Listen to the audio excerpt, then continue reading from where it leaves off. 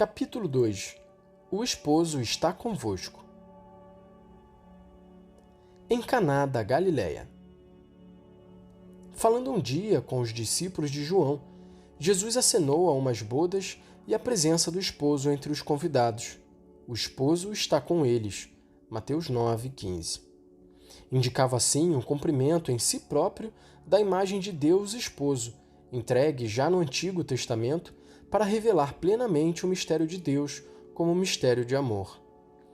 Qualificando-se como esposo, Jesus desvenda, assim, a essência de Deus e confirma o seu amor imenso pelo homem. Mas a escolha desta imagem, indiretamente, projeta a luz também sobre a verdade profunda do amor esponsal. De fato, usando-a para falar de Deus, Jesus mostra quanta paternidade e quanto amor de Deus se refletem no amor de um homem e de uma mulher que se unem em matrimônio. Por isso, ao início da sua missão, Jesus vai a Caná da Galileia participar num banquete de núpcias, juntamente com Maria e com os primeiros discípulos. Ele pretende, assim, demonstrar quanto a verdade da família esteja inscrita na revelação de Deus e na história da salvação. No Antigo Testamento, especialmente nos profetas, encontram-se palavras muito belas sobre o amor de Deus. Um amor carinhoso, como o de uma mãe para com seu menino. Um amor terno, como o do esposo pela esposa, mas ao mesmo tempo, e de igual modo, profundamente ciumento. Um amor mais inclinado ao perdão que ao castigo. Um amor que se compadece do homem como faz o pai do filho pródigo. Levanta e torna-o participante da vida divina. Um amor que deslumbra. Uma novidade até então desconhecida em todo o mundo pagão. Em Caná da Galileia, Jesus é como que o arauto da verdade divina sobre o matrimônio, daquela verdade sobre a qual a família humana se pode apoiar, fortalecendo-se para todas as provas da vida. Jesus anuncia esta verdade com a sua presença nas bodas de Caná e com a realização do seu primeiro sinal, a água transformada em vinho. Ele anuncia ainda a verdade sobre o matrimônio, quando, ao falar com os fariseus, explica quanto o amor que vem de Deus, amor terno e esponsal, seja fonte de exigências profundas e radicais. Menos exigente tinha sido Moisés, que permitira dar carta de divórcio. Quando, em acesa a controvérsia, os fariseus se apelam para Moisés, Cristo responde categórico: ao princípio não foi assim. Mateus 19:8. E recorda como aquele que criou o ser humano o criou homem e mulher e estabeleceu: o homem deixará o pai e a mãe para se unir à sua mulher, e os dois serão uma só carne. Gênesis 2:24. Com lógica coerência, Cristo conclui: portanto, já não são dois, mas uma só carne. Pois bem, o que Deus uniu, não o separe o homem. Mateus 19:6. À objeção dos fariseus, que se sentem fortes pela lei mosaica, ele responde: por causa da dureza do vosso coração, Moisés permitiu que repudiasseis as vossas mulheres, mas ao princípio não foi assim. Jesus apela ao princípio, encontrando nas origens mesmas da criação o desígnio de Deus, sobre o qual se baseia a família e, por seu intermédio, toda a história da humanidade. A realidade natural do matrimônio torna-se, por vontade de Cristo, verdadeiro e próprio sacramento da nova aliança, marcado com o selo do seu sangue redentor. Esposos e famílias, recordai-vos por que preço fostes comprados. 1 Coríntios 6:20. Esta verdade admirável, porém, é humanamente difícil de ser aceita e vivida. Como maravilhar-se da cedência de Moisés defronte às instâncias dos seus concidadãos, se até os próprios apóstolos, ao ouvirem as palavras do Mestre, replicam: se é essa a situação do homem perante a mulher, não é conveniente casar-se? Mateus 19:10. Jesus, todavia, para o bem do homem e da mulher, da família e da sociedade inteira, confirma a exigência posta por Deus desde o princípio.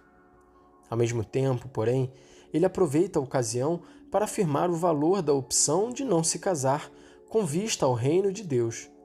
Também esta escolha permite gerar, mesmo se de modo diverso. A partir desta escolha, tem início a vida consagrada, as ordens e congregações religiosas no Oriente e no Ocidente, bem como a disciplina do celibato sacerdotal, segundo a tradição da Igreja Latina. Portanto, não é verdade a hipótese levantada de que não é conveniente casar-se. Porém, o amor pelo reino dos céus pode impelir mesmo a não se casar. Casar-se permanece, contudo, a vocação ordinária do homem, que é abraçada pela maior porção do povo de Deus. É na família que se formam as pedras vivas do edifício espiritual de que fala o apóstolo Pedro. 1 Pedro 2,5. Os corpos dos cônjuges são habitação do Espírito Santo. Uma vez que a transmissão da vida divina supõe a da vida humana, do matrimônio nascem não só os filhos dos homens, mas também, em virtude do batismo, os filhos adotivos de Deus, que vivem a vida nova recebida de Cristo mediante o seu Espírito. Deste modo, caros irmãos e irmãs, esposos e pais, o esposo está convosco. Sabeis que ele é o bom pastor e conheceis a sua voz. Sabeis para onde vos conduz, como luta para vos providenciar as pastagens onde encontrar a vida e encontrá-la em abundância. Sabeis como enfrenta os lobos devoradores, sempre pronto a arrebatar-lhes das falsas as suas ovelhas. Cada marido e cada esposa, cada filho e cada filha, cada membro das vossas famílias. Sabeis que ele, como bom pastor, está disposto a oferecer a própria vida pelo rebanho. Ele vos conduz por estradas que não são aquelas sinuosas e traiçoeiras de muitas ideologias contemporâneas.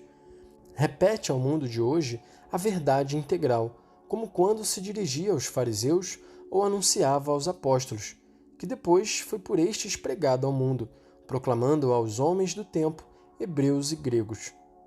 Os discípulos estavam bem cientes de que Cristo tudo tinha renovado, de que o homem se tornara nova criatura. Não há judeu nem grego, nem há escravo nem livre, não há homem nem mulher, mas um só nele. Gálatas 3:28. Agraciado com a dignidade de filho adotivo de Deus. No dia do Pentecostes, este homem recebeu o Espírito Consolador, o Espírito de verdade, e teve assim início o novo povo de Deus, a Igreja, antecipação de um novo céu e de uma nova terra. Os apóstolos anteriormente temerosos, inclusivamente em relação ao matrimônio e à família, tornaram-se corajosos. Compreenderam que o matrimônio e a família constituem uma verdadeira vocação proveniente do próprio Deus, um apostolado, o apostolado dos leigos. Estão ao serviço da transformação da terra e da renovação do mundo, da criação e da humanidade inteira. Caríssimas famílias, também vós deveis ser corajosas, sempre prontas a dar testemunho daquela esperança que está em vós, porque enraizada pelo bom pastor no vosso coração mediante o Evangelho. Deveis estar prontas a seguir Cristo até aquelas pastagens que dão a vida e que Ele mesmo preparou com o mistério pascal da sua morte e ressurreição. Não tenhas medo dos riscos. As forças divinas são bem mais poderosas que as vossas dificuldades. Incomensuravelmente maior do que o mal que atua no mundo é a eficácia do sacramento da reconciliação, não por acaso chamado pelos padres da Igreja segundo o batismo. Muito mais incisiva do que a corrupção presente no mundo é a energia divina do sacramento da confirmação, que faz maturar o batismo. Incomparavelmente maior é, sobretudo, a força da Eucaristia. A Eucaristia é um sacramento verdadeiramente admirável. Nele, Cristo deixou-se a si próprio como alimento e bebida, como fonte de poder salvífico. Deixou-se a si mesmo, a fim de que tivéssemos vida e a tivéssemos em abundância.